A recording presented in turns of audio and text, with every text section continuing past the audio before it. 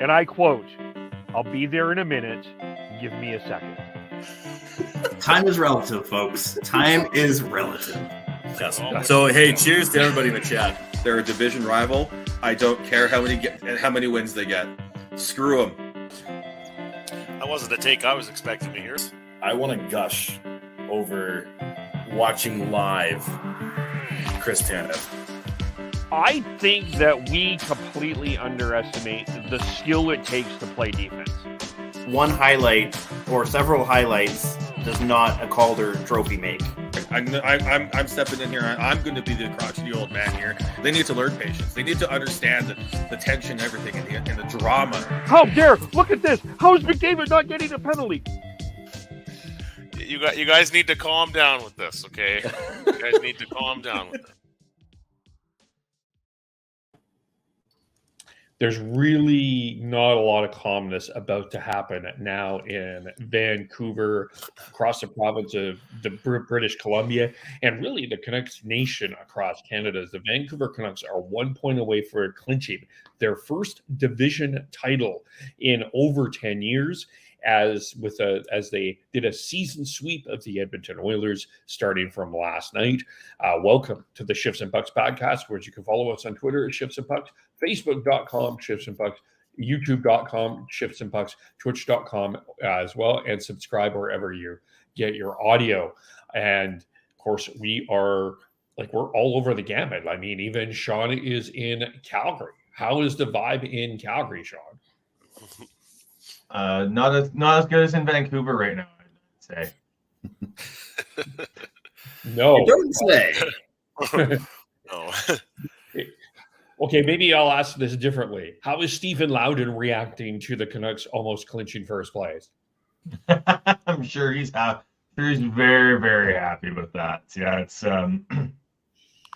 with the who would have thunk it? Like, not only did they're 1 point away from clinching it. They either the Oilers need to drop a point or the Canucks need to gain a point to get it. And you clean sweep all 4 games over the Edmonton Oilers this season. Like it's and more hilariously, the 8 goals that the Canucks scored in the first game of the season was more than the Oilers scored in all 4 games this season against the Canucks. I had not thought of that last part there. Yeah. Good pull. Tyler, how are you? Good. Things are all right in my neck of the woods here. The grass is growing again after a little bit of rain this past week. It had been quite dry, but we're well into spring and looking forward to that. Plus, we're bracing ourselves for playoff puck. It's a different viewing experience. It's a different stress. It can consume your life at times. So, this is why we watch. It's about chasing that Stanley Cup. But it I don't know. Maybe it's just because I'm getting older, more sensitive, or something. But it just there's a process to get ready for that. Yeah. Yes. Chris, how are you? I'm doing well. The temperatures are starting to reach into the lower 20s here in the Okanagan, and playoffs is among us. So not much to complain about. Mm-hmm. Yeah, No. Says the guy who if the Canucks play on Saturday, will not be able to watch because he's going to be watching a Roughnecks game in Calgary. In my defense, I booked that trip at least half a year ago, well before we knew the Canucks were going to be in this situation. It's a flimsy defense, but defense nonetheless. Yeah, it's a defense. And Sean, why are you complaining? I'll be visiting you in Calgary this weekend.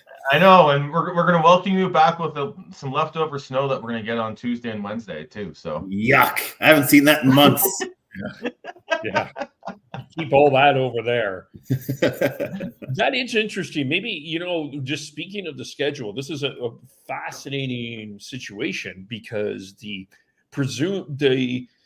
over 50%, and I don't have a model, just going by my own math, but it really does appear that the first round matchup will probably be the Nashville Predators or Vegas or LA. But it's most likely the Nashville Predators. What's fascinating about this is Nashville's last game is Monday. Vancouver's last game is Thursday. I'm curious. I don't know if they're going to play Saturday. I'm wondering if it's a Sunday game to start. I mean, if it's a Saturday game, that's, I think, disadvantage and not an advantage for Vancouver. No, I don't know. Depends on whether you want to go with like the momentum ideology or the rested ideology. yeah. I mean, I guess I mean, ideally, my assumption will be it's Toronto, Florida on the early window for Saturday night. I think we can assume that. I think the question would be when you're putting Colorado, Winnipeg, which is cinched, and whoever Edmonton is playing is probably it's going to be the late window. I would think they're going Toronto, Florida, LV or LA, Edmonton, and then it's the Vancouver game is Sunday night is my thought process. Do we know for sure that there's going to be like a later evening game on the Saturday? Because we were just looking at this before coming on, and like there's no Eastern teams that play on Thursday, the final day of the regular season. So I would think maybe 2 Eastern games on the Saturday, and then maybe I don't know, maybe 4 games, on possibly Sunday. 5 games on the Sunday, something like that. But that's an awfully short turnaround for any of the Western Conference teams that play Thursday and then have to open the playoffs Saturday. Yeah. Okay. So that's both Winnipeg and Colorado play on Thursday, and both play at home on Thursday. And that Colorado's last game is against Edmonton, so it's a tight turnaround for them as well. Mm-hmm. And then the same thing with Vegas plays at home and LA plays at home on that Thursday as well. So if there is a Western game. I don't think it'll be the Vancouver series, because I think they don't want to have them 2 days rest and then Thursday, Friday, and then start on Saturday. No, I don't think that's going to happen for the Canucks. But I do think it will happen. I think there is a chance that they can do it on do it for the one of those other series, just because it's not like there's a significant difference between those two teams, especially because they're all playing from home. So you could have all they would have to do if it's Colorado flies to Winnipeg or Winnipeg flies to Colorado or so like the only team that's on the road that could potentially play on the Saturday is Edmonton, and they're in Colorado on the Thursday. So it's looking to me, I just did a quick little Google for you. I don't know how accurate this or where this has come from, but looks like for Saturday the start times would be 5 and 8 Eastern, so that's 2 and 5 Pacific time. So I would think a couple of Eastern games are headed our way on Saturday, 2 games Sunday, and then it really gets going next week. That starts Monday then. Yeah, next Monday. Yeah, it looks like Monday's got 4 games starting at 7 Eastern and the last one at 10. So it'll be but whatever the case, you got to have that you can't have a Saturday pass by without any hockey. That's that'd be blasphemous. So we'll look. But I mean, I would think that. I think what someone would want. I don't want to get too much down this road, but I would think someone was hoping to get that Hockey Night in Canada doubleheader. But it'll be an afternoon, early evening double. Yeah, they get it differently. Yeah. So, we know the Canucks are playing at home. We are close to knowing their official opponents. We do know one series that has been set. It's Colorado, Winnipeg. The only question is who's going to get home ice advantage for that. But right now, as of this podcast, it's Vegas versus Dallas, Nashville versus Vancouver, and LA would play Edmonton in the first round in the West. So, Tyler, we heard from Sean and Chris about who they wanted in the first round. Who did you have a preference of who you wanted to face in the first round, or? You know me as a bit of a stitious type, not to pick opponents, but LA is the biggest concern for me. I would really have a tough time with feeling good about that matchup. I would think that Nashville, in theory, is not a bad opponent for the Canucks, but travel in that series was going to be unfortunate. That's a bit of a bummer to be starting off the playoffs with a heavy travel load playing Nashville, but that is what it is. In Vegas, I mean, you got to take Vegas seriously. They're defending champs. Mark Stone's coming back, and it's always been a tough matchup for the Canucks. So hard to feel good about that one either. Yeah, they're all tough for different reasons, and I feel like I actually kind of feel like Nashville is the toughest just because they haven't seen Nashville in quite some time, especially since the second half. They won all 3 games against Nashville, but yeah, like you said, they haven't seen them in a while. Yeah, and also before their sphere-related hot streak. Yeah, before they were told they could not see you too. So, yeah. So that'll be interesting. That's the tough part because you haven't seen them. They're a new team. I mean, LA, at least you've seen them recently. In Vegas, you've seen them recently. So, but the entertainment part of me wants to see Quinn Hughes versus Roman Josi because I think that would be rather fascinating. But yeah. It doesn't. I mean, they got the return of Anthony Beauvillier. Oh yes. Canuck legend Anthony Beauvillier. Yes. No, I don't want to downplay who he was. He was fine for what he was in Vancouver, and good for him to playing well in Nashville. And yeah, so but I guess we'll find out as the week continues here. So sweeping the Oilers.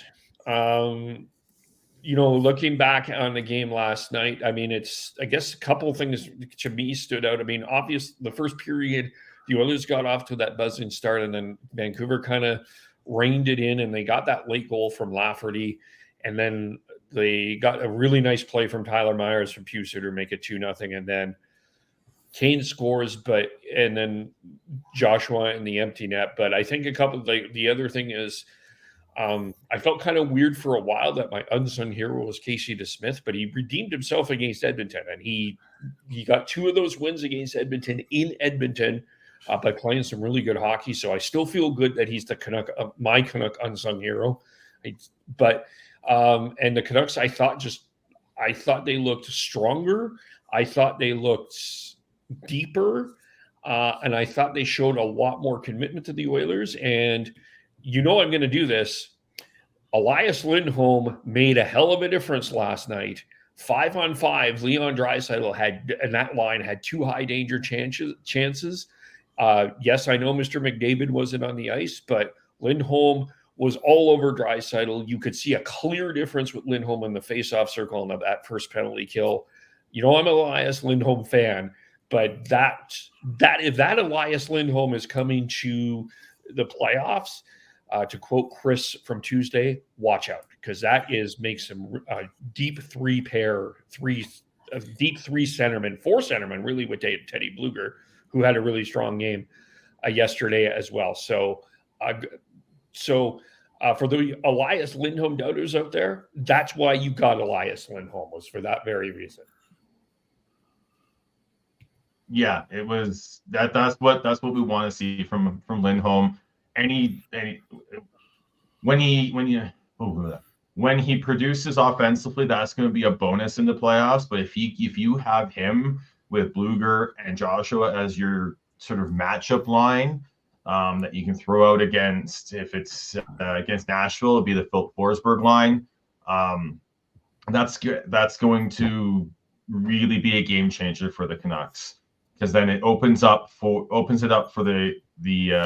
the other two offensive lines, and then that fourth line with Bluger and Lafferty was Podkolzin last night, but they had PDG on there in the game before. That's also a very good. That's gonna be a very tough line to play against as well. And in reality, outside of the Lafferty goal, right late in the first, the tide of the game really turned when that Lafferty Bluger Podkolzin line had like that one real strong forechecking, grinded out shift that kept the Oilers penned in their own zone for a while early in the Skinner second. had to make that save. Yeah. So it's the depth that the Canucks have. Yes, they don't have the ideal sort of third pieces on their top six, top six lines right now, with Mikheyev and Suter playing those positions. But the depth that this team has now is what is a strength for them, and I think it will help if they go deep. It'll be because of that, overcoming the lack of another sort of true bona fide true bona fide top six wingers that you can argue that they're missing right now. Mm-hmm. My feeling on the game last night was it was feeling like, okay, they're just holding on here at the end of the first period, holding on. Got to get this out of here 0-0, and then bang, they get that first goal, which was a real backbreaker for the Oilers. Overall, though, this was a much slower, lower event hockey game than some of the other ones we've seen in recent times where the Canucks have struggled. If the pace starts to pick up and they're rushed to move the puck and they're not making good choices when they receive the puck, then they tend to struggle. That went a little bit better last night, but overall, pretty complete showing from the Canucks. And I'm really happy with how they've handled the goaltending. It was kind of reaching the point with the Smith where, this is why he's a backup. That workload was starting to pile up, and he was looking a little overworked. They go with Shilovs for a couple of starts. They get results there, and the Smith comes back fresh for this game, which is the most important game standings wise of what they've had here recently, and he puts on a great performance. Yeah, it was a little bit lacking in the entertainment department overall, but as Sean has pointed out the past couple of weeks, the process was there. They played it the way Tocchet wants them to play, and ultimately that's what got them the result that they wanted. I was entertained by Carson Soucy's hit on Evander Kane. Was no one else entertained? I was about to say that too. I mean, there was aspects of entertainment in the game, but overall, I felt it was a fairly boring game as far as two teams that are capable of offense playing conservative and safe for the most part. I think that's what you're going to get. A player's going to react to it, and then you make the hit, and Yeah. But in terms of like the low event hockey, I think that's what we're going to see from the Canucks going forwards. That's the Rick Tocchet style and the staples that we're looking for, that he's wanting. So get used to it. Yeah, well, it's not, and it's not something that I think is a negative thing. It's just the Canucks have to keep it to being a low event game. If it starts opening up on them and it becomes a track meet, that's trouble. Yeah. Yeah, it could be. Yeah, I think you want to kind of keep it as conservative as possible. And the advantage that the Canucks have, and Louis DeBrusk talked about this last night, is the size of that defense. It's going to be very hard to get through that defense, all six. And I mean, Hughes and Roenick probably wasn't their best games, but I thought it was one of Zadorov's better games. Actually, to be fair, I think Zadorov, I know, can be a chaos giraffe at times from Calgary, but he's probably been a bit of a chaos giraffe at times in Vancouver. But I thought that was a really solid game from him as well. And I guess when the next part of this is, when are we seeing Demko before the playoffs? I believe he said that they wanted to play him on Tuesday versus Calgary. That's what I think too. I would like to see him get the last two. I would still want him to play in Winnipeg just to get that one other one. Yeah. In there, I think. Yeah. I mean, I think you're going to rest. Yeah, it was the return date was Calgary, and then I think it just depends on how he feels and what he feels like and Ian Clark feels he needs to be ready for the beginning of the playoffs. Yeah. Yeah, and I think the schedule too. It's a home game Tuesday, then day off, road game, and then a couple days off, and then perhaps game one of the playoffs on Sunday. So, that's manageable. Yep. Yeah. Yeah. Yeah. So yeah, you said we first almost clinched, got Demko. Anything else that you're hoping to see within the last 2 games of the Canucks here? Just stay healthy. I don't think there's much more for the Yeah. team to try to develop or work on at this point. Just try to get through these last couple of games unscathed, and it seems very likely that they will be able to lock up first place. But if they can do that on Tuesday, or have that happen somewhere around then with the Oilers and what happens with them, then you might be able to rest a few guys for that final game against Winnipeg. Yeah, I was Yeah, kind of going to health. mention that, in the sense that, like, if you want to kind of make sure that you're not overworking guys or guys being properly rested for the playoffs, maybe to get some rest of the top guys that you typically give a lot of ice time to, but we'll see how it goes. For me, The only other thing I would say I would want to see is just the Pettersson line. I want to see them with Höglander and Mikheyev. I want to see them start to dominate a little bit more possession wise, and because if that happens, then the offense will come. Yeah, I know that he's Pettersson has been facing quite a bit of criticism in the market, and I imagine that is going to be one of the issues that's going to ramp up starting playoff time is the play of Pettersson, and if they don't win, I think there's going to be a lot of I suspect that is going to be the first finger point. Is probably going to be the Pettersson line. I imagine that's sort of where that's going to be, unless he scores a hat trick and they lose 4-3. But he's going to be one of the first people with that new contract coming and all of that. So you're right. I think that, and I wouldn't, the Canucks haven't won back-to-back since mid-March, since they beat Buffalo, Montreal, and Calgary on that homestand. They have been win-loss since then. And I would like to see them win a couple in a row just to make sure that, it's not a huge deal, but it's, it gives a little bit more momentum. And I wouldn't mind also, this will sound weird for me to say this, but hear me out. A more than 4-goal game against Calgary, I think would not be a bad thing either. Get that offensive confidence going.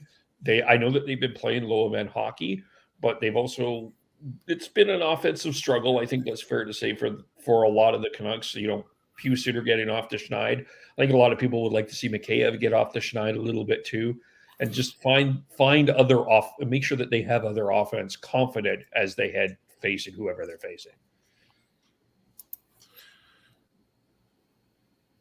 And yeah, that's fair. Yeah, that's the one. It has been a bit of a struggle, and they just haven't gotten the bounces here lately. They've had the chances though at times. Yeah, Mikheyev had a couple of really good ones last against the Oilers. A couple of he had a 1-1 timer that Skinner made a nice save on, and another one too. He had a couple of opportunities. It hasn't been bouncing in. So, yeah. Mm-hmm. Anything else with the Canucks to talk about, or I guess I went by. You wanted to talk a little bit about. Go ahead. I think you want to talk about whether Hanifin's contract and does that affect Hronek? Oh yes, thank you. Sorry. That's the other thing. So Noah Hanifin signed a 7-year, $58 million a year contract, a little bit over $8 a year, with the Vegas Golden Knights. Of course, the instant reaction in Vancouver was, does Philip Hronek deserve that? First of all, do you think that this is a fair comparable? And do you think that this is in the realm of what you want to pay Hronek for next year?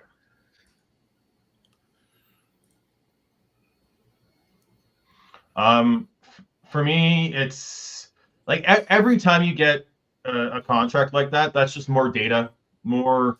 It's not. I wouldn't say it's a direct comparable. Hanifin is the UFA age. Hronek is RFA age. Hanifin's a left shot. Hronek's a right shot. So there's different factors there. So I think there is. You have to use it a little bit, but I don't think it's a direct comparable. And I think it's Hannafin's been sort of the guy. He was the guy in Calgary for a little bit there, or at least one of the guys. He wasn't a true number two, the way Hronek is in Vancouver. And then you've also got him when he goes to Vegas, and he's got Pietrangelo ahead of him, and all that. So I think it's not. There's a lot of other factors that don't make it a direct comparable, but it's still something that that both the player and the team have to think about. Yeah, I think it's like within the ballpark as far as overall AAV, maybe. But like what Sean was mentioning, there's a significant amount of differences in their game and how they play and whatnot that I wouldn't say is exactly apple to apples. But I think you can expect something similar as far as AAV wise. I think it's just marginal impact on the negotiation. Should Hronek be re-signing with the Canucks? I mean, I think the Canucks bigger sort of how much cap space and all that, how everybody fits into that picture is going to, this would affect that, but not drastically so, I don't think. Yeah, so if he does get something like that, it is under Quinn Hughes, and I think that's the max ceiling that you'd ever give Hronek. Anyone saying that he's worth more, like he's going to get that, maybe he does, but it won't be in Vancouver. So exactly. Mm-hmm.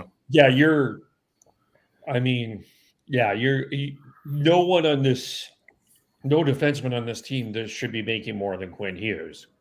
And it's almost hard to argue that there's really a defenseman right now in the league that should be making more than Quinn Hughes. But so that's, I think, the one challenge. And I think, I think this also depends on the playoff. And there's a lot of the choices to at that defenseman. I'm not suspecting Zadorov will be back. I could be wrong. I suspect Tyler Myers is an interesting debate, and you got Ian Cole. I think that's also an interesting question, and it's going to depend on what you pay Hronek and what else you got there. But so they do have a lot of decisions to make, but that's for after the playoffs. We're not going to worry about that now because we're in the playoffs, baby. Oh, and I also wanted to. It looks really cool I'll post the pictures later, but I walked around Rogers Arena yesterday, and it's all this blue right here. Like, they are very clearly made the decision. Sean, they picked a table, they stuck with it. It is blue. This is this is the kind of color they're going with, and it is all over the place. So I'd say it's going to be a very interesting vibe, and I'm sure that Mayor Ken Sim is going to announce the playoff plans or party plans as the week goes on here too. So I'm a little intrigued. So I looked about it. Very blue at Rogers Arena. I mean, you can go into the Canucks store and you can pick up some black skate Canuck stuff, but you're going to pay probably twice as much as this blue. I think they've given a little bit of a hint here. They're going blue. I'm not sure as far as credibility is concerned, because I can't remember which account tweeted about it, but I do remember seeing some time in the past week that there was some type of leak where apparently the motto that they're going to be using for this playoff run is "Paint the Town Blue." So there you go. Well, they sure painted the arena blue, let me assure you. So, yeah. And that Costco across the street is going to be very busy with their $1.50 hot dogs. Anyway. Yes. Sorry, Steamers. Yeah. So there we are. We are getting ready for playoffs and with the Canucks. We'll delve into that matchup later on in the week, but let's get to probably one of the biggest stories of the year in hockey. It's been Sean, in wrestling, it's been about Cody Rhodes finishing the story. It now looks like the Arizona Coyotes have finished this part of the story now with 97%. I'm going to use the word 97% certain that they are moving to Salt Lake City. An announcement could come, depending on where you hear and what you're hearing is possibly during the game, before the game at Mullet Arena. as they play their final game against the Edmonton Oilers. Reports are that after the game that the Coyotes are playing Sunday against Calgary, they're off to Salt Lake City to see what they're doing. This has been,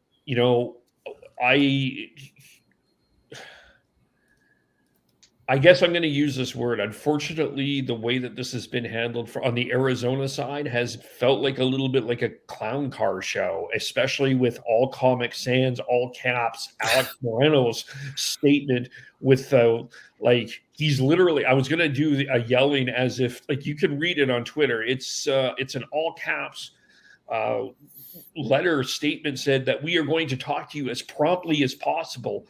I've been listening to the Phoenix Coyotes podcast a little bit going through this, and what a unbelievable disaster that this ownership specifically has made. I think that's if I'm a Coyotes fan, one of my places I'm channeling anger for, and one of the places that is to channel anger for is Morello for sure, because he has made an absolute mess of this.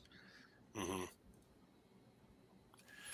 I mean, unfortunately, it's been a bit of a mess in Arizona, regardless of who the ownership has been, but for a long time.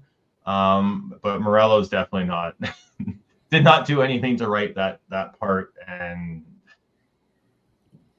just how this is handled has been just tough, kind of tough to watch for people involved, whether it's the players or more specifically a lot of the behind the scenes staff that may not be able to make the move over to Utah with the team. Like that's tough to see for them. I thought Ray Ferraro's comments on the Canuck broadcast the other night when they were playing the Coyotes really said it all about the human toll that comes with this. That it is a big issue, and the sad part of it too is that the Phoenix market should work if finally this has had to come to an end. It's actually reached the point now where probably Gary's losing support of a lot of the influential owners. He's probably hearing it now, like, get him out of there, which he probably wasn't hearing much of up until recently, but. It's just too bad that they couldn't ever find a solution that would work right in downtown Phoenix. If they had that from the start, the fan base, I think there's enough there to work with that they probably could have solidified it, and we probably wouldn't be in this mess. But once they went out to Glendale, that kind of was the beginning of the end, and it dragged on and on for a long time. And now they don't have an arena, and the Mullet Arena is something that everybody from other teams to players are frustrated with. So they go to Salt Lake City. And that's going to look a little bit like the Brooklyn experience with the New York Islanders, I guess, with the seating configuration. But it's still a better place for them to be right now than in Arizona. Yeah, the franchise stability and the Coyotes franchise have never really been in sync with each other. They have always kind of been at opposites, if you will. So the fact that, it's sad that it's kind of come to this, but it seemed kind of inevitable for the past several years. Like, I'll give Morello maybe some credit in the sense that he at least somewhat tried to right this ship, but it clearly didn't go the way he wanted, and didn't ruin. Mm-hmm. Yeah, I mean, your auction is on June 27th, and it's you're telling everybody that you have to play in this arena for another 3 years, and you've got a team. The unfortunate part here is this team actually looks like it could be on the way up. Like, I'm not saying it's a Stanley Cup contender, but they do have a lot of young talent on that team. So Salt Lake is going to get a good team. And you really, from this perspective, you can't be playing in the Richmond Olympic Oval, for a lack of a better word here, for the next 3 years when you've got this young talented team. Like, it just isn't going to work. And I know, people have been talking about the sightlines in Salt Lake City, but they probably will be able to do some reconfiguration on that arena. If not this year, it will probably go on next year. And they do have a plan to get a new arena in place for the Olympics anyway for 2030. So there's a lot of things that were already in place. And I think Ryan Smith was sort of, this felt like a little bit. This wasn't. I feel like this came across a little bit more spontaneous than I think it actually was. I can't help but wonder if Ryan Smith was the plan all the way back to the first time we heard of him on 32 Thoughts. They were like, okay, we have to start thinking a little bit more about what's going on in Arizona. And as this plan B became almost an 8.5 as this process went. And I think they had to, I think that Salt Lake this was probably in the works a lot longer than I think people will realize. And I don't know if you guys see it the same way. I don't think you're wrong. Like I think now that in retrospect, I think, yeah, looking back at that 32 Thoughts interview, and the fact that even from the beginning back then that Ryan Smith had basically the blessing of the NHL to talk about it in a public setting and that sort of stuff. So yeah, I wouldn't be surprised that Ryan Smith and Salt Lake was at least back then a passive plan B, if not maybe their actual like plan that they were working towards all along. But at the very least, a realistic escape route for the NHL. Yeah, I think when the Tempe Arena fell through, the plan for that, I think that's when they started really actively working with Ryan Smith and the Salt Lake City ownership group to try and figure out what needs to be done to make that a viable option. And then once the and then it just snowballed from there. And then once it was like all down to like an auction for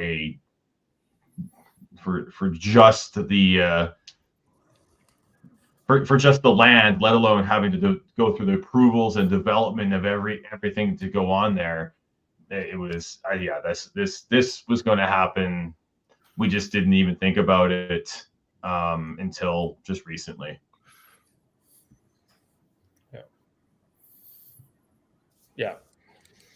As far as Salt Lake, I mean, we remember it from 2002, of course, a famous gold medal win for the Canadian Olympic team. But Tyler mentioned the arena configuration, but I mean, they've had hockey there before. This is not new. I think I'm kind of intrigued by what Salt Lake City will bring. I think it's, new fan base, so maybe that's part of me that's excited about it or intrigued about it. I mean, it's visually, I think the city looks great. I mean, a little tax, not a lot of tax. I don't think they're tax free. I don't think it's like when we did some research, I think it was like around 4%, I think, is tax, so a little bit of tax. So I don't think this is going to, I think a lot of people are thinking this is going to be a bust. I actually think that this might work. I don't. Well, part of the I don't think this is going to be far from a bust. Yeah. Go. Either way. Go ahead. Yeah. Yeah. I was going to say that, like, with Quebec, like, one of the arguments against the NHL going back to Quebec is like corporate sponsorship and that sort of aspect to it. Well, with I believe Utah and Salt Lake City is referred to as the Silicon Slopes, and I'm using air quotes there. So like there's a bunch of like technology companies, whatnot, that could be good for as far as like corporate backing and stuff like that. Never mind the fact that Smith is already pretty damn successful himself. So in that respect, I can see Salt Lake being a viable long-term option for the NHL. And then not only that, but the fact that the arena that's already there fits over 3 times the amount that Mullet Arena can hold. And even with some obstructed sight lines, like you mentioned, Kev, it's only going to be temporary in the sense that they are pretty much guaranteed a new arena for the Winter Olympics that they're going to be holding within the next decade. So I don't really see this going sideways for the NHL at all. I just want to make it clear here. So in the 2002 Olympics, the hockey was played at a rink called the E Center, now the Maverick Center. That's where the Utah Grizzlies ECHL team currently plays, and it seats about 10,000 or so for hockey. Where the Coyotes would be moving into is where the Utah Jazz play, and that's I think right in downtown Salt Lake City, and it's a primarily basketball facility, but can accommodate a hockey rink and more people. So that's just to make sure everybody's clear. That's what the facilities are, and then obviously for the Winter Olympics, a new facility with hockey as the primary function is in the works. And Salt Lake City is basically the winter sports capital of the U.S. Yeah. So bringing NHL in there just makes sense, and they're a younger demographic. So I think it's I anyone saying that they think this is going to be a bust, I think is looking at this through jaded glasses, because they passed up on another Canadian city, most likely. And let's make this clear. There is no scenario on the table where a U.S. team is relocating to Quebec City. No. Okay, Right. that's just it's just not going to happen. It's not going to happen. There's also very little possibility of a team going to Quebec City and then having 17 teams in the Eastern time zone and having to move somebody over in terms of a realignment. Like, those are very far-fetched possibilities. If Quebec City is going to get a team, unfortunately, I think that means it's because the Ottawa Senators hasn't worked out. Or let me jokingly put it this way. The only way that a American franchise is moving to Quebec is if Atlanta gets a third kick at the can and fails again, because Atlanta has fed both Calgary and Winnipeg franchises. Yeah, or something like that. Let's say an Eastern Conference team, just to throw out an example. Yeah, one of the reasons why this made so much sense. Yeah, one of the reasons this made so much sense was there's no realignment needed. Yeah. Well, there is some talk, though. No, there's not. There's not. There's no realignment needed. I did hear. I think it was Greg Wyshynski. Is there actual talk, Kevin, or is this just people thinking that we need to have more video review or changing the overtime? Look what you've done. Look what you've done, Kevin. I love getting Sean mad. No, well, one of the things that people were talking about is you got a natural rivalry between Vegas and Utah, and they are in separate divisions. So some people are wondering, do you put them in the same division? Now, this becomes a little bit, some people have thrown out this idea, which is, I'm going to tell you, is absolutely stupid. Okay. Moving Calgary and Edmonton to the Central Division and having an all Pacific division with Vancouver down the coast. That's dumb. That's an idiotic idea. I saw this on the X.com as well, and I just shook my head at it. There's no need to make any realignment here, but that was... Again, this isn't anything serious. This is just people thinking that they need to fix something that's not broken. Yes. But there is a natural I do wonder about the Vegas-Utah rivalry, if in that sense that there is some sort of realignment that way. I do wonder about that. Like, I wonder if they consider... Maybe after the next Vegas expansion. Winnipeg. Yeah. Or when it comes to that, like, I could see something like that, but I don't think they're going to do a big drastic rehoop or anything like that. Not with the current 32 teams that they have. Yeah, I don't see it for this time, but I mean maybe down the road, but that's neither here nor there. The other thing that I was wondered about at some point is, depending on, like, if this is down the road, if you go Houston, Kansas City as your expansion teams, do you move Nashville to the east? Kevin, it's not going to be Kansas City. It's going to be Atlanta. Right. Sorry. Okay. Well, Atlanta. And they're in the east. Yeah, but they're in the east. Yes, and then you got Houston will be in the Central Division. Yeah. And Atlanta will be in the East, probably in the Metropolitan. Yeah. Anyway, I was just thinking down the road, but I'm not saying that there's gonna. I don't think that there's a massive thing, but I do wonder if they want to eventually put Vegas and Utah in the same division. That I could see. That's a good. I do think eventually, but again, it's gonna come when they expand again. Yeah, I do think that is coming. Yeah, it wouldn't be anytime soon. And I give Kev some credit in the sense that, yeah, it makes sense to maybe have Vegas and Utah in the same division. And that if there was any reason to move a Central team into the East, that it would be Nashville, just like Detroit was kind of in that situation for however many decades. That if there is a convenient excuse to do that, that they will. But yeah, it's not going to be anytime soon. No. Yeah. So, I mean, I guess this is from the Phoenix Coyotes podcast, and they're asking, when do you think the first Winter Classic comes to Salt Lake City? Probably fairly early on, I think. Yeah, I think so too. Yeah.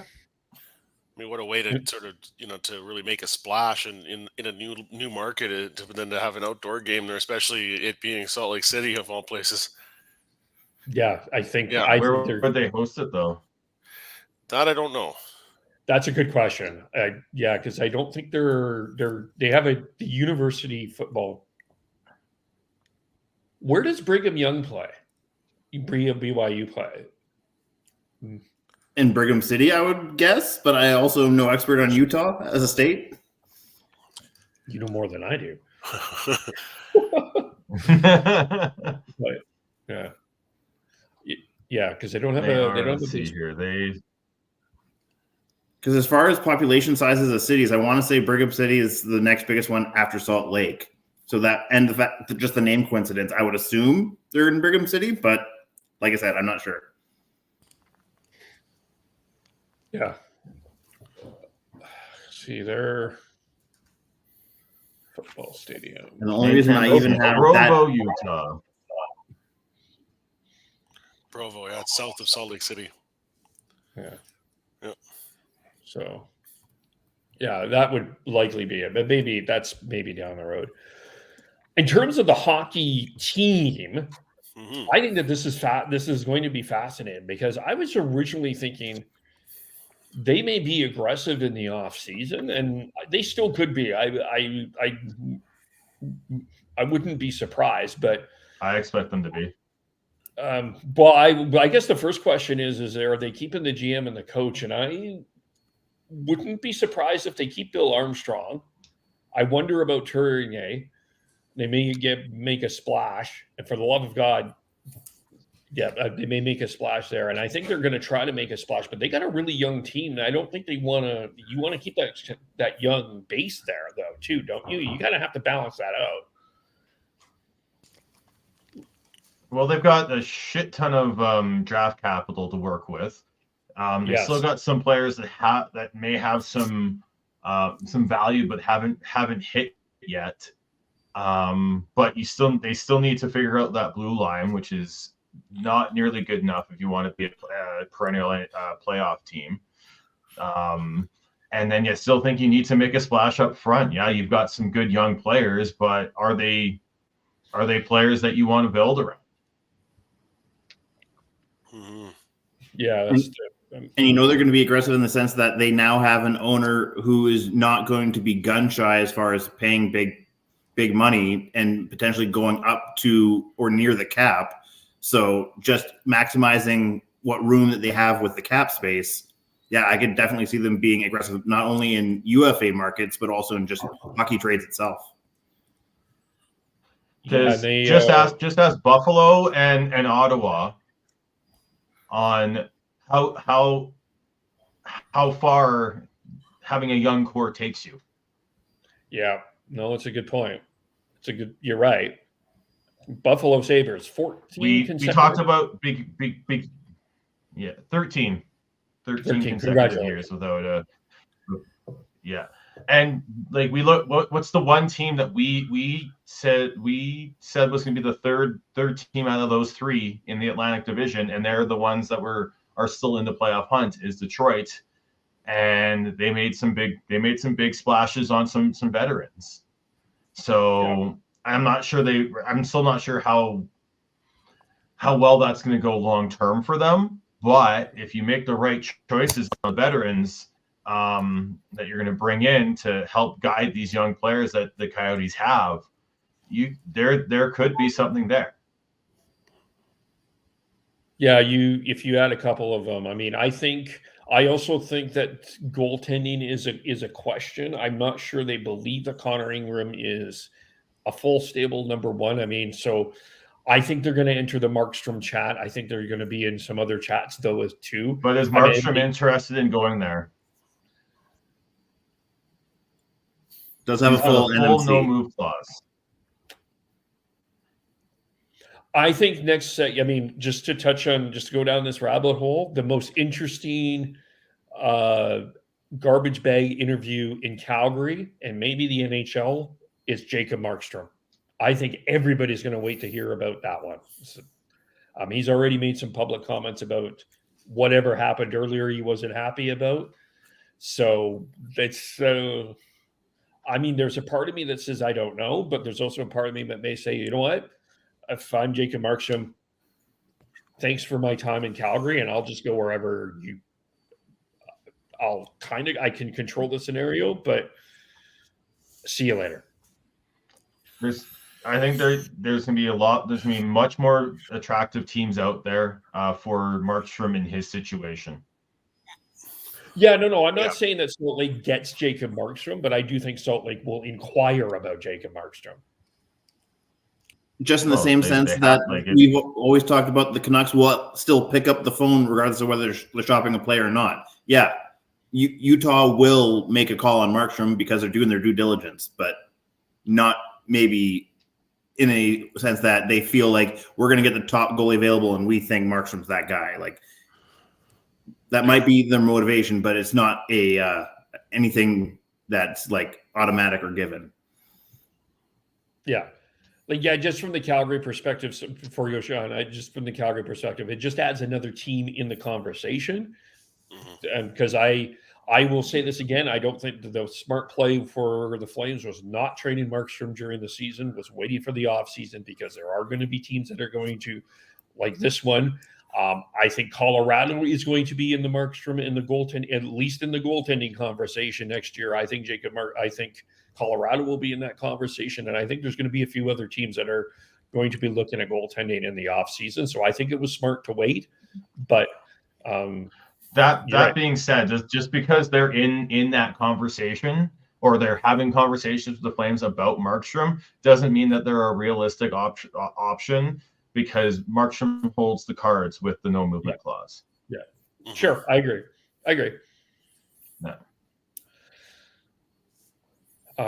Yeah. So anything else on that end with this? And you're right. I agree with you, Tyler. My one thing is I feel horrible for the staffers of this, just the way that this has been not communicated to them, and they have to hear from Frank Saravelli that they're losing their job, or Elliot Friedman or Craig Morgan, and not from the ownership specifically. Is just, that's the one question that I'm very curious going forward, is how I think it's very clear that Gary Bettman loves the Arizona market. How are they going to work with Alec Morello going forward? Like, I know that there's always going to be these stipulations about the auction and arena and all of this, but it doesn't feel like this is a guy that is trustworthy enough to me. And I'm very curious about this. I mean, I kind of mentioned in our group chat yesterday where they might allow him to maybe have like the first right of refusal for a potential new franchise that goes back to the state of Arizona. But because of how this situation has played out and how the end of this franchise in that state has gone, they're going to keep a pretty high standard of, you have to clear these bars before you can get an expansion franchise. And I don't think they're going to give him an easy home run for his second chance. They're going to make him earn it. Yeah, I'd agree with that. He's going to have to really prove himself.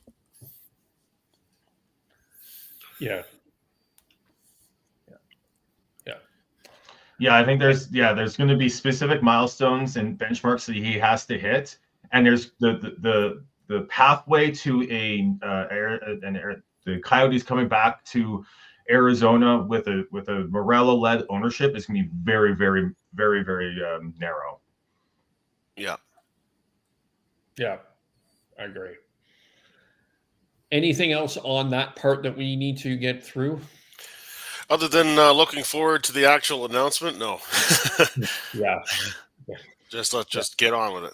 Yeah, this feels different. And Yeah. this feels like, of course, over the years we've seen this. And as we had Wayne Gretzky come and save the day a number of years ago, it doesn't feel like there's anyone coming through to help at this point. I think this feels like this is going to happen. Yeah.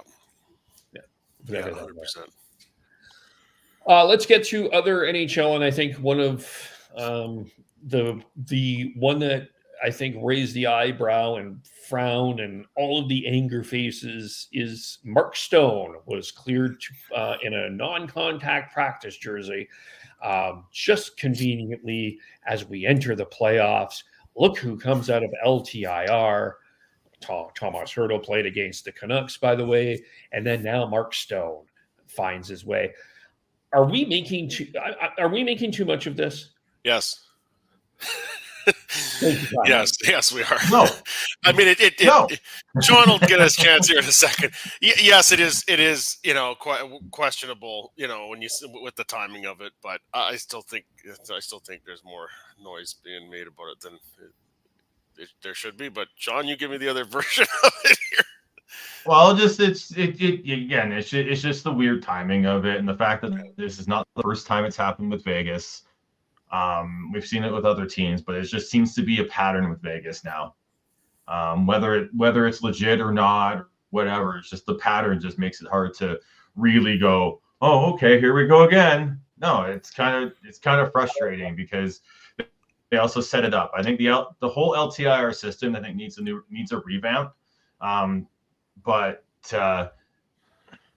Honestly, the way Vegas has handled this, I've never had that major of an issue of it. It was Tampa's back in the day that really pissed me off when they basically set it up by acquiring Brent Seabrook and all these other players that allowed them to go over the cap, and it drove me nuts. And then Nikita Kucherov and them after winning the cup, they were kind of rubbing it in too, weren't they? Yeah, with those T-shirts. So what was it? Whatever number of dollars, 16 or 18 mil over the cap. That raised eyebrows for me, certainly. Mm-hmm. Yeah, and for me, when I first saw the article, I was like, "Oh, how convenient!" was the actual words that came out of my mouth as soon as I saw that headline. So yeah, not shocked, not surprised. Was pretty well expecting this, but for the fact that it actually is happening at this convenient timing is just no words. Well, hell, even Toronto's pulling this off with Matt Murray as well. Yeah, there's a lot of teams that are kind of playing around with this too. So that's why I think people are kind of pointing the finger at Vegas, and I get it, but other teams are doing it too, right? So yeah. Yeah, I don't think any of us have a solution for it, but I think we can all agree that there is a problem that needs to be solved here at some point down the road. I think that part of the complication with this is the NHL has never been really truly forthcoming on injury, upper, lower body injury. Like they haven't ever been like you compare with NFL, you compare with MLB as two examples. They're a little bit more transparent on what injury is going on. The NHL is not. And that is one of the problems, right? That's where people get a little suspicious that, oh, you had a ruptured spleen and you can come back now? Okay, that seems weird. My only thing with this is that, especially in the case of Mark Stone, and he's the captain of the team, and he's super intense dude, and does he really want to go along with a plan of not playing when he's healthy? And he's had a number of pretty serious injuries over his career too, with his back as well. I remember last year he had a pretty severe back injury as well. So it's hard for me to sit here and believe that Mark Stone is faking it. But without that transparency that you talk of, how do we really know, right? Yeah, that's I think part of the problem. But yeah, in the Canucks back in 2011, the Canucks fudge. I think we're able to work it a little bit and allow for players to go and get surgeries and then there he's back, so you can go get your surgery and all that. So it's not. This has been around for a long time. Yes. I think it's again, it's just the constant. I don't want to say abuse of the rule or rules right now, or this constant just sort of working around them by a certain couple teams has really just rubbed a lot of the fans the wrong way. And yeah, I feel like one team in LTR, compared to what Vegas is doing, what Tampa did, they're very different situations. Even though you've got around 50% of the league in LTR this year, it's not every situation's the same. So to try and compare the two just blindly is ridiculous. Yeah, I think maybe in past years or past decades, it maybe felt a little bit more subtle, or a little bit more like there was an attempt to kind of make it seem not as obvious, the intent of how they're playing with the cap and trying to make things work in all that regard. Whereas at least in the past couple of years, it feels a little bit more on the nose and obvious. And I think maybe that's why it's starting to actually rub people the wrong way and actually get vocal and actually complain about it in this sort of forum. And let's just also say that we're part of the Canucks fandom and the Canucks market, where we are the only team to get punished for contracts that were deemed legal at the time and then retroactively punished for. So yes, we might be a little butthurt. Only a little bit, eh? Yeah. just a little bit. At least we're showing that we're getting through that. No, we're not. Okay, but I have one other question. Do you think that Vegas was the only one that inquired about Thomas Hertl?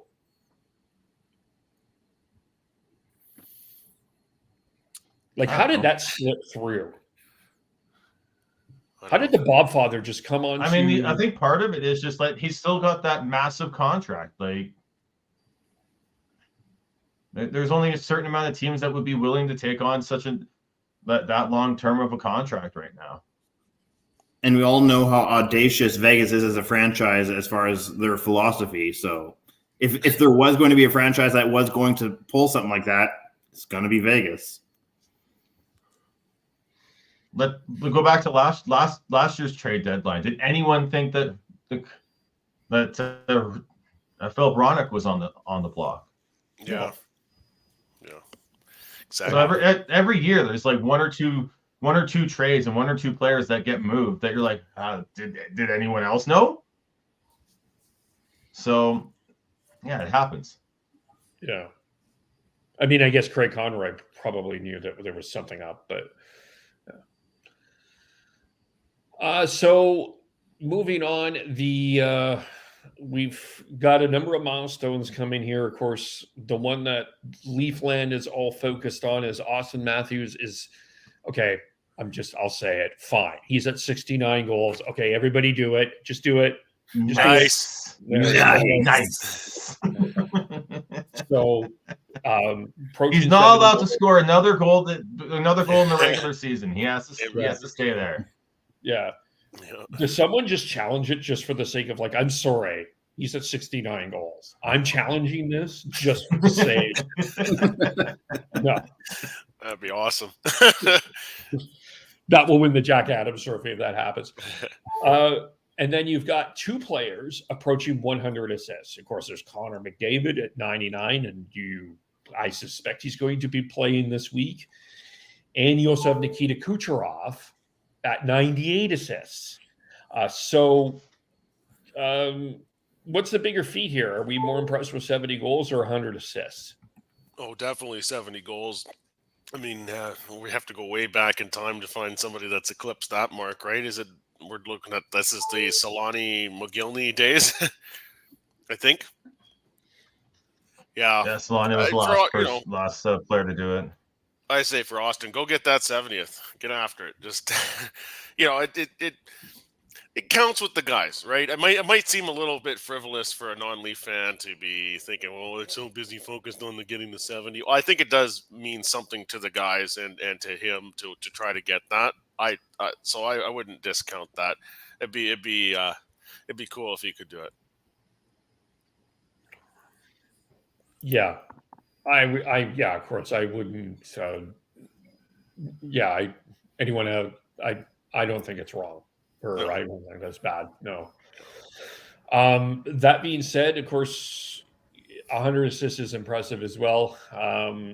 Yeah, so I mean, it's nice to see. Let's just hope Kucherov gets there first. Yes. Because we're petty Canuck fans who don't want to see the Oilers succeed.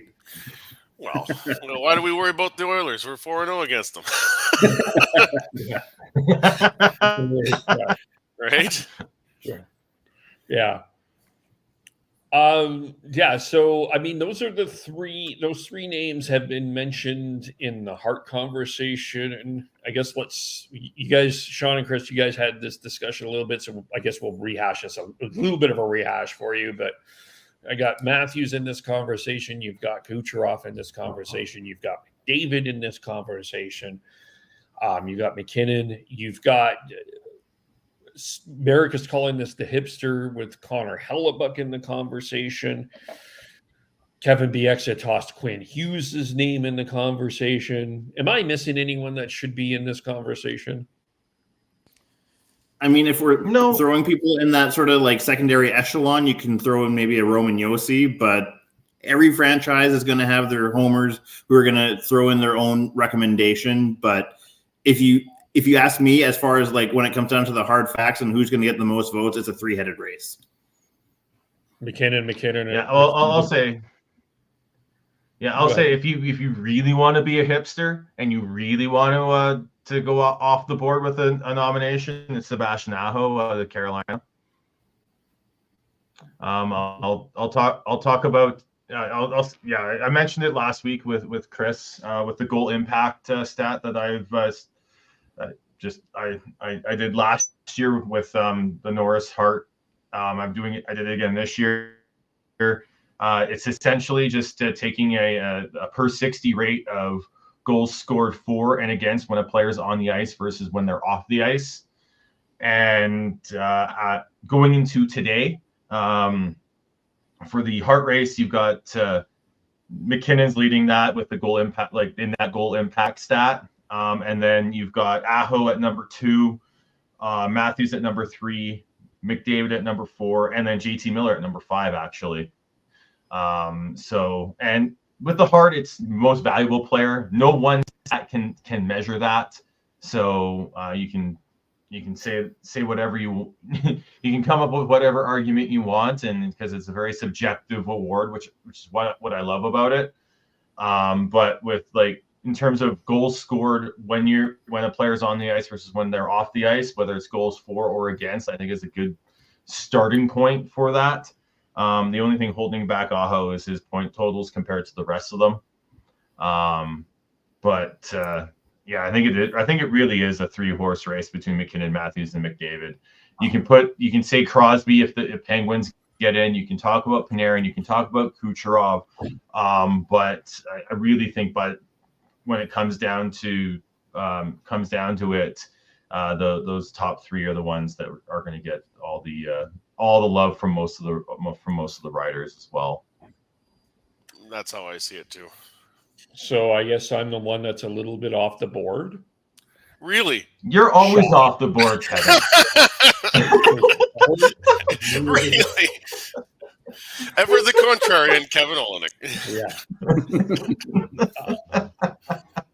I actually would vote for Nikita Kucherov.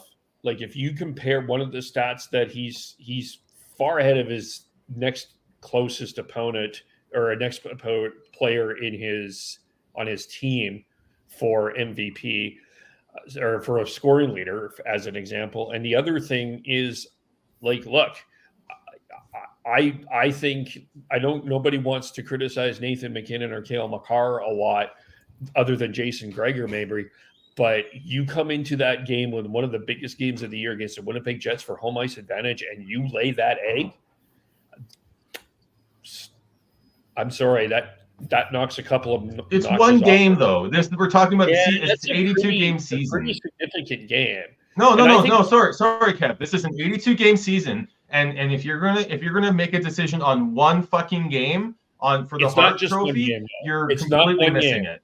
It's not one game. This has been a pretty bad stretch of Colorado Avalanche hockey for a little bit here. So that's sort of why I'm leaning more Kucherov than McKinnon. I was originally McKinnon, but I'm kind of right now, and I could change my mind, I'm kind of on the Kucherov train. The other thing that what gives McKinnon the advantage. Defensive liability, Nikita Kucherov? It's most valuable to his team, though, not defensive liability. So this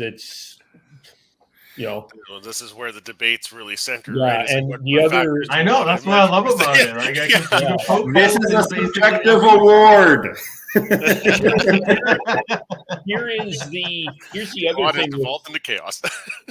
With McKinnon, though, the one advantage that I would give him is their goaltending has been not good. When I would argue Skinner has been better than Georgiev, like as a team, I feel like McKinnon has had to do a lot more to get Colorado where they have, as opposed to where McDavid has. I think McDavid has had more help than McKinnon has. I don't think Cale Makar has been Cale Makar really this year. So that's part of the reason why I may go McKinnon, but I'm kind of leaning towards Kucherov right now. For me, it's either between Kucherov and McKinnon, but there's some people that feel that Austin Matthews should get some Selke votes, which is odd. His defense with that goal impact stat per 60, he's one of the best actually out of the top 20 top 20 point producers in the league. So I think he does deserve a little bit of there. I don't think he'll be a nominee, like one of the top 3, but I think he might be in the top 5. And I think the fact that he scores as often as he does, everyone just assumes that he's only just worrying about one end of the ice. But as Sean has pointed out the past several episodes, he actually is a fairly well-rounded player when it comes to his offense and defense. Yeah. Yeah, I think the Selke is probably Barkov's to lose. It's probably I think Barkov, Reinhart, and then we'll figure out the rest. I do think JT Miller should be in that conversation, though, by the way. In the Selke conversation. Yeah, he's right up there as well. Again, that goal impact stat that I brought up. I'll say this. The reason why I said the hipster vote, if you want to go real crazy hipster, it's Sebastian Aho. And a big part of that is when he's on the ice versus off the ice, it's only a 0.03 goals scored per 60. While Austin Matthews is a 0.2 and JT Miller is a 0.18 on that stat. So as compared to let's go compared to McKinnon at 0.41, Nikita Kucherov is 0.87. Like that's the big difference there, and why I have Kucherov lower down in my Hart Trophy, especially once, and we'll get into it when we get into the Norris Trophy, because I use that same stat just as a comparable for the Norris, because I think it's a fair way to evaluate. And Victor Hedman is off the charts good on both with that. So comparatively. Okay, let's go. My first question is: do you think Quinn Hughes will be an anonymous? Did I say that right? Unanimous Norris Trophy winner. Just because of the Eastern bias, I'm going to say not unanimous, but it should potentially be. Yeah, I can't see that being a unanimous choice. Like in terms of first. He won't be unanimous, and I don't think he should be. Yeah. I think he'll win. I think he'll win. I just don't think it'll be unanimous. And there's two players that deserve a lot of respect for what the seasons that they're having this year. One is Victor Hedman. For the longest time, he was nominated and winning Norris trophies when he didn't necessarily deserve it. This year, I think he has a very good case for it. And then Adam Fox again is having one hell of a season that not enough people are talking about. Not a lot of people are talking about Adam Fox, and he's one of the people I've been thinking about a bit there. There's been a bit of a push in some people in Edmonton for Evan Bouchard, and he's up there, but when again, I'm going to use my goal impact stat again. The top 5 with that goal impact stat for defensemen, Hedman, Hughes, Bouchard, and Adam Fox and Noah Dobson. When you look at that, what are the two factors that have helped Evan Bouchard and Victor Hedman's offense in this season? The fact that they're playing with 130-point players. Yeah. I mean, it makes an impact, doesn't it? Yeah. So it's to me that you have to factor that in. I think Bouchard deserves to be top 5 for sure. Depending on how things vote, how the votes go, I wouldn't be surprised if he's maybe the third the third place in all the voting there. But for me, I just look at the whole picture, and I just don't see him getting in there. And like I said, I think I already said my top 3 is Hedman, Hughes, and Fox. So my top 3 is Hughes, Yossi, and probably Fox. But I think Noah Dobson needs to be in that conversation. And one of my stats that I always look at is team stats in terms of goals against average, and in terms of all of that. Gustav Forsling deserves a hell of a lot of credit as well and I think he's been really strong this year. I mean, I don't know if you put him in the Norris, but he doesn't have the offensive numbers that I think you need to be in the Norris Trophy conversation, but he's leading the league in plus minus. Florida is second, I think, in goals against average this year. Yes, second in goals against average, and in the top save percentage. Plays a third of the game, though, Kev. Yeah, but I think I don't think that you can put him. I don't know if he's top 3, but I think that he's a guy that I have no issues with you telling Forsling's in there with the Slavins of the world that just don't have the offense but deserve to be when you have these conversations. But if you're gonna looking at goals against average and save percentage to define one defenseman when those defensemen only play at best when you have a game where they play half the game, but most likely they're playing a third to maybe just over a third of the game, 20 to 25 minutes a game. There's so much more going on in the rest of the game that they're not on the ice for. Fair enough. The other one that I think, I don't know if the other one I've really liked this year that I don't think is getting enough respect overall, I think is being ignored. I don't know if he's in the Norris Trophy, but I think a lot of people are turning an eye to the year that Drew Doughty attacked. Oops. Is that me? Sorry. Drew Doughty has had a really good year and probably should be on Team Canada, by the way. I think a lot of people have ignored Drew Doughty. He is I would definitely make the argument for having him on the team. Experience that counts for something too. And the season he's having, and again, I'll go back to the goals impact. When he's on the ice, there's that he's a negative 0.45 on that for goals to get. There's less goals scored on the ice when he's on the ice than when he's off the ice, per 60. And that's Yeah, when you look at the top 20 point producers for defensemen, there's only 4 that have a negative stat in that. So that's pretty impressive. He's having a great defensive year. Drew Doughty is.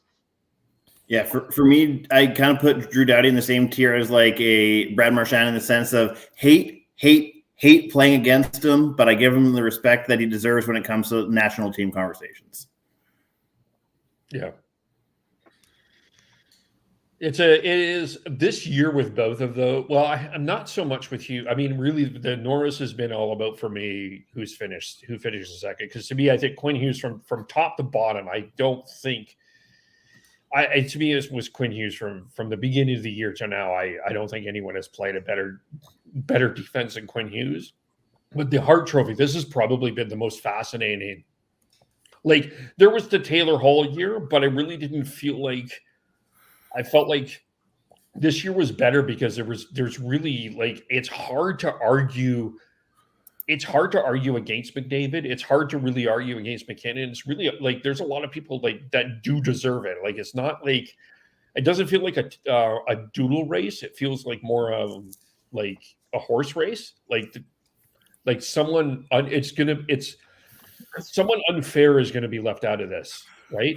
Like where I think a few years ago it was, I don't know. Like doesn't feel like that. Like Taylor Hall got it, but was he really the MVP? Like it feels like a different impact this year.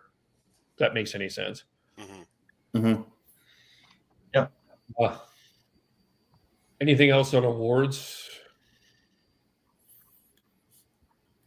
I think that's a tangent that you could basically beat into oblivion if we really wanted to, but I think we kind of covered everything we needed to. Mm-hmm. I'll ask Tyler this here just quickly. There was Nick Jensen was fortunately okay after taking a hit to the boards from my SMO yesterday's Tampa Washington game. A lot of people felt this was a major. Tyler, what say you? Did you see it? I haven't seen it. I'm going to quick look on the fly, but let's see here. Because I may have have a surprising opinion for you guys. Yeah, I don't know by NHL standards that's a major. It wasn't from behind. But it's got to be a boarding call, and because there's injury. I mean, I think it should be that way all the time. If there's an injury, then there should be a major penalty. But then that's I don't think most people want that standard. They'd be getting a lot of major penalty controversies with that. It's a boarding penalty, but I don't know if that's a major penalty for me by NHL standards. It's just unfortunate how much he flew and how hard he hit the boards there. Yeah, that's kind of where I was at. Yeah, that's how I feel about it. Anyone else say anything about that? I mean, yeah, to me, like the game-to-game standard of what is and isn't a major boarding penalty is really frustrating for me right now. We saw there's a Zadorov call that was a major, and then Quinn Hughes gets hit from behind and it's not a major. And then I was watching the Leafs game last night, and there was a board a penalty that was boarding, but it wasn't a major, but like it looked eerily similar to what we've seen in the past that have been given majors. I think that's just my issue, but that one looks just more of a unfortunate accident more than anything else. And yeah, you can give that a call, the 2-minute boarding call, but I don't know if it really needed anything more than that. I mean, we can hope till the end of time for consistency with NHL rulings, but if they're gonna say that's the bar for major penalty, where there's gonna be a lot more major penalties called. So that's is that what people want? I don't know. There's lots of different opinions on that. Yeah. Hockey's a fast, physical game. You're going to have hits that go awry, and You're going to have hits that are fine but cause an injury, and I think this might be an even bigger discussion because bleeds into a little bit of the NFL as well with their outlawing of the hip drag tackles, and like it just at some point you have to remember that these games are physical, violent games, and as much as you want to protect the players to a certain extent, sometimes you can't, and sometimes you have to know that the players are, especially in professional leagues, they're adults. They know they should know the consequences of playing these these sports, and we don't want to see anybody get hurt, but sometimes it just happens, and sometimes you have to deal with it without trying to overprotect to not have it happen again. Mm-hmm. Yeah, and Chris, you're on mute. Oh, sorry. Yeah, sorry about that. I didn't realize I was on mute. What I was going to say is that when it comes down to it, it really is just these are paid professional adults who are understanding that they're taking an inherent risk at playing what they're doing. So, it just kind of comes with the territory. They know what they're signing up for, and at least in terms of this injury, it's unfortunate, but it seemed like just a legal check to me, at least from when I saw the highlight last night. So, yeah, I don't really have an overall issue with it. It's just unfortunate how Jensen went into the boards, and I'm glad that he's okay. Yeah, it turns out he was actually able to leave the arena on his own after being stretchered off, which is pretty incredible. Yeah, very fortunate there. Of course, just reminder, Women's World Hockey Championship, Canada, U.S., that's going on today. Next year, it is in Czechia. So, and I'm not going to even attempt to pronounce the city because I won't do it, but it's in Czechia. And it's gold medal game will be on 420. And last thing I wanted to make sure is a shout out to Joey Kenward, who is, he has been battling leukemia. He is now an outpatient at the Vancouver General Hospital, and he was on the radio this week. So he's making some tremendous progress. So keep fighting that good fight, Joey. All the best to you. And I know there's a few people I'm hearing around that same age range, by the way, that are dealing with leukemia and cancer. So I also give a shout out to those people as well. I won't mention their names, a few friends of mine, but that's a tough battle. And good on Joey, and good on everyone else that is fighting that battle. So. Yeah, absolutely. Echo those comments. As somebody that was an intern once upon a time working and then understudying Joey briefly when he was with the Vancouver Giants, very gracious guy. It was great to meet him. Great to learn from him. So definitely rooting for you, Joey. Yeah. Anything else? No, I don't think so. We'll just, I guess our next pod will probably be right before the playoffs start, and we'll do a little previewing of the matchups once we know them, and then we're going to be really into the fun. The first round is so much going on every night. Yes. And this is probably our last last episode of the regular season. So bring on the playoffs. Let's go. Bring on the playoffs. I guess can we just take a quick moment to realize that we actually have Canucks playoff hockey to look forward to. Yes, because going right back to September when we started the preseason podcasts, and we're talking about if everything goes right, maybe they can get to the playoffs, let alone sweeping the Oilers and winning the division. That was not anywhere near our radar. No, nobody had that in their prediction. Nobody had that. Or a Quinn Hughes Norris season, or a Brock Besser 40-goal season, or a potential Jack Adams with Tocchet. There was so many things that did not go the way we were expecting. Yeah. But God damn it, I'm happy they did. Yeah. It's been a fun season covering the Canucks, and I cannot wait to cover them in the playoffs. You realize We're this is first time. Well, we did cover during the bubble, but Yeah. this is the first time we'll be able to cover actual at home at Rogers Arena playoff games Yes. as a podcast. So first home game since 2015. It's going to be electric. Can't wait. How do we follow everyone? I am Bearded Canucks 03 on Twitter or X, whatever you want to call it. I'm on the X.com machine at T-Noble, T-N-O-B-L-E.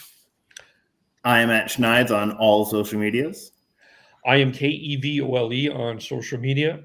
You can follow us on Facebook, YouTube, Twitter, Twitch, wherever you get your podcasts. Thank you. We seem to be getting a few more people joining us, so we thank you for that. Hit the like button, hit the subscribe button, hit the retweet button, give us a review or two, tell your friends about us. Thank you for watching. Thank you for listening, and we will talk to you all very soon. Bye for now. No, really, bye for now. Still going. No, really.